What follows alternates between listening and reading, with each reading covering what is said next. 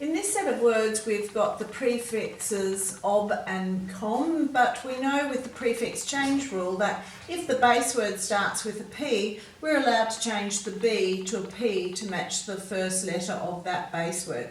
It's just making it easier to mouth. It's very hard to say obpose, much easier to say oppose. So that's where that prefix change rule comes from.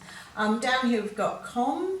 Now this is a tricky one. In committee you've got short vowel, double M, short vowel, double T. And then the double E at the end of a word isn't very common. See, tree, coffee, toffee, committee. You'll often see it in a spelling test though, because there aren't many words with that double E at the end. Whereas the Y is very common at the end of a word. And if you're ever not sure, use the Y rather than the EY or the double E. Shun, you know, we've done quite a lot of that. Now, in this list too, you're seeing the letter S make its more common sound Z. So oppose, composition. So S actually says Z more than it says S. Now, because press is a short word with a short vowel, we're putting two S's on the end of it. You should by now know that the E on the end of a word makes the previous vowel make its long sound. You know the OR as a long vowel sound. So there's quite a lot in that list for you. Let's go back and have a look at what these words mean. So oppose means to disagree with and try to prevent something by arguing or to compete against someone. Oppress means to place a person or people under harsh restrictions. Opposite means on the other side, and there's an idiom with opposite in. It's opposites attract, and some people think that is true and some people don't agree with it. So have a discussion in your group if you think that idiom is correct or not. Opponent is a rival. Opportunity is a chance. And there's an idiom for opportunity too. It's a window of opportunity is the idiom, and you may use that quite frequently throughout your life. Compel is to pressure or force someone to do something. A committee is a group of people appointed to a specific task, and we might call them a task force. A commentary is a set of explanations and opinions about a topic or event. A combination is a mixture of different things, and a composition is a creative work, especially a poem or a piece of music.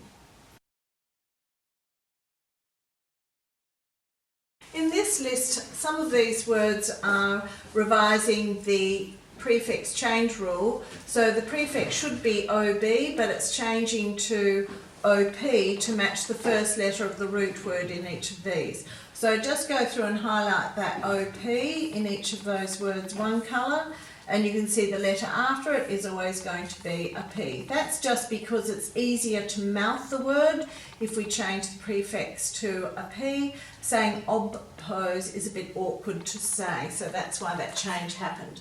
Now in the second set of words you need to highlight the COM at the start of each of those words. You can choose some other colours and go through and highlight some of the other spelling patterns that you can see appearing in those words. Don't forget then you could go through and read them and break them into their syllables and cover them, write them, and make sure you check them. If there's an error in your spelling, make sure you do rub it out and do it again. Now down here you have to write the list word to match the meaning, so read those, write the word at the end of the line, fill in the gap with the missing list words, so you must know their meanings to be able to fill those sentences correctly. Now synonyms mean words of the same meaning, so we've given you 3 words to write, and they've got to be list words. Use the list word in a sentence, that's once again to show that you know their meanings. Now oppress can be used for distress felt by an individual or oppression inflicted on an entire social group. So we want you to circle who is oppressed. Is it an individual or a group in each of these given examples? Now complete the idioms. You may want to discuss these as a group, and when you finish this one, perhaps discuss if you think this idiom is true or false and why you feel that way.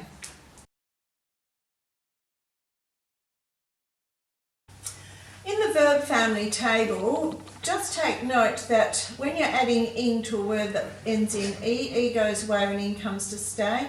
Now a lot of these words that end in L if it's more than one syllable, we're going to double the L is a standard rule. And down here, just remember too, if a word already ends in an E and you want to make it into its past tense, you just simply add the D. You don't need to add another E. So what we want you to do with the adjectives here is we want you to work out which list word opportune comes from and write it here, same with oppressive. Fill in the gap with an extension of compel, so you've got to work out its correct form in these and tense in these two sentences, and then write the difference in meaning between these. So write the person who does or makes these. So you know when you're forming a noun that you're either going to add ER or OR. This is testing you to see if you understand that rule. Fill in the gap with a list word or extension. Nice easy one for you to finish with. You will have to identify whether it's a noun, a verb, an adjective or an adverb to be able to do that, so do make sure that the endings are correct. On this page we're looking at another prefix change rule, and this is where we change the common prefix ob to op, so that the last letter of the prefix matches the first letter of the base word. And that comes about because it's easier to mouth the word. It's very hard to say oppose, much easier to say oppose. So you're going to see that prefix change rule come through quite a lot. There's not a lot of prefixes, but because of the prefix change rule, there appears to be more than there really should be. So insert ob or op to these words. You're going to have to work out which you're going to use for each of them and look for the hint. When does the prefix ob turn into op? Just a short explanation there. And from the words above, choose three, and it'll be easy for you to find three that you're unfamiliar with and find their definition. So write them down here and either look up or use your vocab to write the definition, or your understanding of the word to write your definitions here. Write three extensions for the given word, so that's quite easy. And proofread the following sentences and write the correct words. Now there's two words spelled incorrectly in each sentence, except for here, finish it is correct and pull is correct. So to fit in the last two, you will have to write them on that bottom line here.